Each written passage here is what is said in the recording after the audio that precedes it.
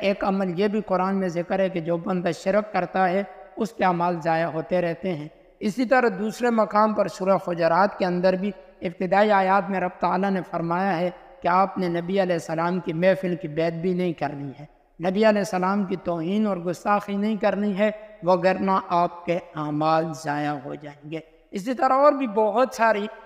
چیزیں ذکر ہیں قرآن کے اندر، میں اختصار کے پیش نظر انہی دو چیزوں کا ذکر کر رہا ہوں، وگرنہ قرآن کے اندر اور بھی کئی ایسے افعال ہیں کہ جن کے کرنے کی وجہ سے بندے کے اعمال ضائع ہوتے رہتے ہیں۔ تو مجھے بھی اور آپ کو بھی کوشش یہ کرنی ہے کہ ایک تو ہم نے جو اعمال کر رہے ہیں اللہ کے فضل سے کر رہے ہیں، لیکن ہم ان پر استقامت کے ساتھ قائم رہیں، اور دوسرا ان نیکیوں کا کوشش کریں کہ ہم حفاظت کریں، کیونکہ حقیقی سمجھدار وہی بندہ ہے جو اس دنیا کے اندر نیکیاں کر کے اپنی ان نیکیوں